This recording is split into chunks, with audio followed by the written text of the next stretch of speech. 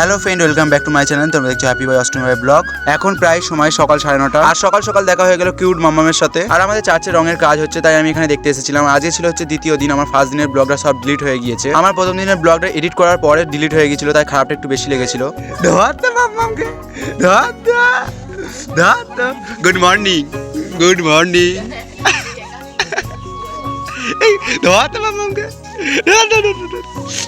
আমাদের এখানে চার্চের রং করার কাজ চলছে, আর এই পারে কাঁচটা ভাঙা, তার জন্য কাঁচের মাপটা দিচ্ছে।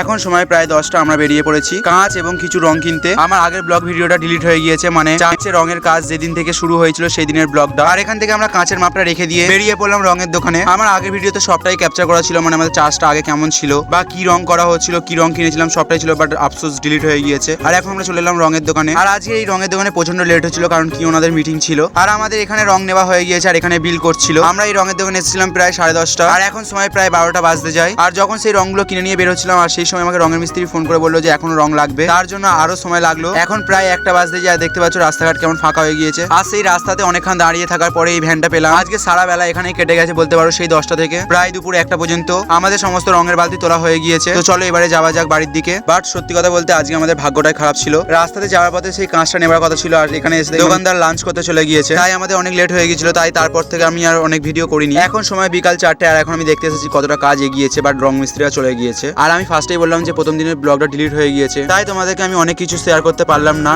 আর এটা হচ্ছে দ্বিতীয় দিনের কাজ, আর এটা হচ্ছে আমাদের চার্চের সাইডের দিকটা, এপারেও রং হয়েছে। এখন সময় সন্ধ্যা 7টা, আর এই খাবারটা এখন টেন্ডে আছে, মানে হচ্ছে আমাদের পাড়ার বাচ্চারা সবাই খাচ্ছে, তাই মাকে আনতে বললাম আর মা এনে দিল।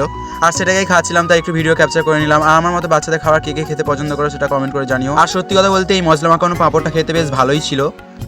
The next day.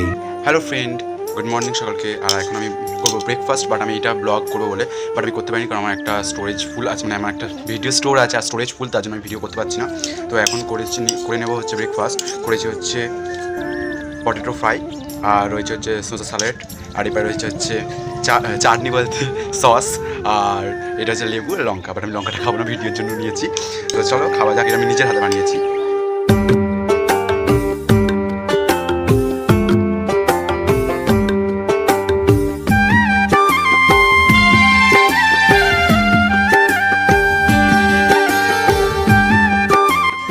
তোমরাও বানিয়ে খেতে পারো, তো পরে আমি রেসিপি শেয়ার করবো। এখন সময় প্রায় সকাল 10টা, আবারও চলে এলাম চার্চের সামনে কতটা কি কাজ হচ্ছে তা দেখতে। তারপরে মিস্ত্রি বললো যে একটা সুতির কাপড় জোগাড় করে দিতে, তাই এই কাপড়টা নিয়ে যাচ্ছি। আসো চলে আসো। ও মাই গুডনেস, দেখ চলে এসেছে।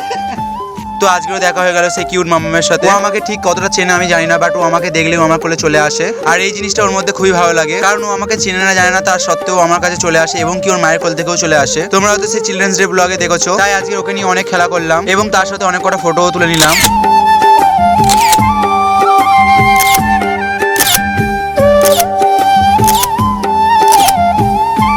এখন সময় প্রায় 12টা বাজতে যায়, আর ঘরেতে এসে দেখলাম অলিভিয়া ফার্স্ট টাইম নাইটি পরেছে। তাও আবার নাইটিটা ছেঁড়া, সেটা ও দিদি দেখাচ্ছিল, আর এটা হচ্ছে ও দিদিরই নাইটি। তাই ও এখানে পোজ দিচ্ছে, বলছে আমাকে কটা ফটো তুলে দে। তুই নাইটি পরলি? হ্যাঁ, তাও আবার ছেঁড়া। তো কেমন লাগছে নাইটি পরে? হ্যাঁ, ভালো লাগছে না খারাপ লাগছে? কথা বল। ভালো লাগছে না নাইটি পরে? কেন? আমি তোর করে পরিয়ে দিয়েছি। হ্যাঁ, নাইটি ভালো লাগছে না কেন? নাইটি ভালো নাইটি হলে পরবি? ঠিক আছে, বড়দিনের সময় নাইটি কিনবি এবার। হ্যাঁ, তুই নাইটি পরবি কি? তাহলে কিনে দেবো। দেখ, হ্যাঁ, লাল কালার নাইটি কিনে দেবো তোকে, পুরো গ্যাস সিলিন্ডার লাগবে ছোটোর মতো। লাল কালার নাইটি পরলে তোকে পুরো গ্যাস সিলিন্ডার লাগবে। তারপরে আবারও চলে এলাম মায়ের সাথে, যেখান থেকে ঘুরে যায় ওনাদের কি লাগে না লাগে সেইগুলো জানতে। এখন সময় বিকাল 3টা, আমি আবারও চলে এলাম চার্চের সামনে। আর আজকের মতো কাজ শেষ করে মিস্ত্রিরা চলে গিয়েছে। আর আজকের এই নিচের এই কাটিং গুলো করেছে, এবং আজ চূড়ার এই সাইডের কাজটা হয়েছে। আর এখন যে দাগগুলো দেওয়ালের গায়ে দেখতে পাচ্ছ, এইগুলোকে অনেকে বলে যে নোনা ধরে গিয়েছে, তাই সেখান থেকে প্লাস্টারগুলো খসে খসে পড়ছে এবং এরকম দাগ হয়ে যাচ্ছে। আমাদের এই চার্চ নির্মাণ করা হয়েছিল 1846 সালে। তাহলে তোমরাই কমেন্ট করে জানিও যে আমাদের চার্চের এখন বয়স কত হতে পারে। আর একটা কথা, তোমরা হয়তো এখন ভাবছো যে আমাদের সামনে ক্রিসমাস আসছে, তার জন্য আমরা হয়তো চার্চ রং করছি। তার আগেও হচ্ছে আমাদের আরেকটা ইভেন্ট আছে, সেটা হচ্ছে এই 30শে নভেম্বর আমাদের চার্চের বার্থডে। তাই আমাদের চার্চ এখন থেকেই রং করা শুরু হয়ে গিয়েছে। আর আজকে তারিখ হচ্ছে 28শে নভেম্বর, মাত্র আর 2 দিন বাকি। এখন বাজে সময় 6টা। আর এটা হচ্ছে আমাদের চার্চ সেক্রেটারি, হয়তো তোমরা অনেক ব্লগেই দেখেছো, যাকে আমি আন্টু দা বা চাষি বলি। আর ইনি হচ্ছে রং মিস্ত্রি, এনাকে বোঝানো হচ্ছে যে এত উঁচুতে সবটাই রং করা হবে। আর উনিও বললো যে তাহলে আর কত রং টং লাগবে বা কিছু এইসব হিসাব দিচ্ছিল। এখন সময় সন্ধ্যা 7টা বাজতে যায়। আর এখন করবো সন্ধ্যার টিফিন। আর এই ছোটদের খাবারটা যেটা এখন আমাদের পাড়াতে ট্রেন্ডিং। আর আজকে সন্ধ্যার টিফিনে ছিল হচ্ছে আমার মায়ের ছোটবেলার পছন্দের খাবার, সেদ্ধ আলু, মুড়ি আর নুন, আর তার সঙ্গে কিছুটা ঝুড়ি ভাজা দিয়ে ভালো করে মাখিয়ে আর সোজা তুলে নাও মুখে। সত্যি বলছি খুবই ভালো খেতে লাগে। সেটা শুধু মায়ের ফেভারিট না, এটা আমারও। আর তার সাথে এই বাঁদরটারও। আর এর মানে এই খাবারটা এত ভালো লেগেছিল, তার জন্য মানে সেন্স চলে গেছিল কিছুক্ষণের জন্য, তাই ওর সেন্স ফিরিয়ে দিলাম। এখন সময় প্রায় সন্ধ্যা 7:30 বাজতে যায়। আর তখন যেহেতু আলোচনা হলো, আর তাই আমাদের ভিতরের জন্য আরো কিছু রং লাগবে, তাই আমি আর এই দাদাটা চলে যাচ্ছি এখন রং দোকানে রং কিনতে। তো ফাইনালি চলে এলাম রঙের দোকানে। আর এই 3-4টে দিন যে এই দোকানে কতবার এসেছি আর গেছি তার ঠিক নেই। তাই রং দোকানের ম্যানেজার থেকে লেবার সবাই চিনে গিয়েছে। আর আমাদের যে রংটা তৈরি হবে সেটা যদি 20 লিটার নেওয়া হতো তাহলে সুবিধা হতো, বাট আমরা সেটা 10 লিটার লাগবে, তাই সেটাকে 20 লিটারের বেস থেকে ভাগ করা হবে। আর আমাদের 20 লিটার রং লাগবে, বাট সেটা আলাদা আলাদা কালার, তাই সেটাকে ভাগ করে নেওয়া হচ্ছে। আর এখন যেই বালতিটায় রংটা ঢালছে ওইটা আমরা বাড়ি থেকে নিয়ে গেছি, কারণ ওই কালারেতেই আমাদের আবার রং তৈরি হবে, তাই বালতিতে কোনো প্রবলেম হবে না। আর এদিকে দাদা টাকা পেমেন্ট করছিল, আর এদিকে আমাদের কালারটা তৈরি হচ্ছে, মানে কম্পিউটার থেকে চুজ করে করে কালার দিচ্ছে ওখানে, যেটাকে ঘেঁটে নিলে আমরা যেমন কালার চাইছিলাম সেই কালারটা এসে যাবে। আর এই সাদা কালার রঙের মধ্যে, এটা রং বলে না, কিছু একটা বলে, বাট জানি না, এইতে 3-4 রকমের কালার দিচ্ছে, আর এটাকে ফেটে নিলেই নাকি ওই কালারটা এসে যাবে। আর এখন এবারে বালতির মুখটা সিল করে নিচ্ছে, কারণ মেশিনের ভিতরে দিয়ে এটাকে এবার ভালো করে ঘেঁটে নেবে। আর এটা করতে অনেকটাই সময় লাগবে, তাই দাদাটা বললো চল একটু এটিএম থেকে ঘুরে আসি, আমার টাকা তোলার আছে। তাই কাছে যেহেতু এটিএম ছিল তাই এটিএম এ চলে এলাম। আর এটিএম থেকে বেরিয়ে এসে পাশের চাউমিন দোকানে দাঁড়ালো, আর এখানে দাঁড়িয়ে দুজনের ঝগড়া লেগে গেল।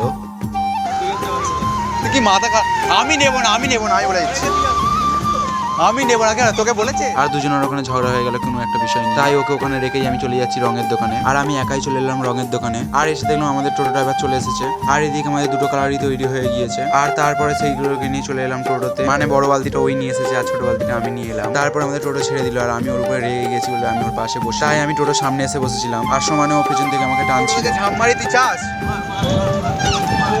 আমাদের এরকম ঝামেলা চলছিল, বাট টোটো থেকে নেমে ও আমার উপরে একটা বিষয় নিয়ে খুঁড়ে গেছিল, বাট সরি। তো আজকে ভিডিওটা এখানে শেষ করছি। আজকে ব্লগটা কেমন লাগলো কমেন্ট করে জানিও, ভালো লাগলে লাইক করো। আর আমার এই ফেসবুক পেজটা এখনো যারা ফলো করোনি তাড়াতাড়ি ফলো করে নাও, আর আমার এই ইউটিউব চ্যানেলটাকে সাবস্ক্রাইব করে নাও। তো আজকে ভিডিওটা এখানে শেষ করছি, দেখা হচ্ছে নেক্সট কোনো ব্লগে। আজকের মতো সকলকে টাটা।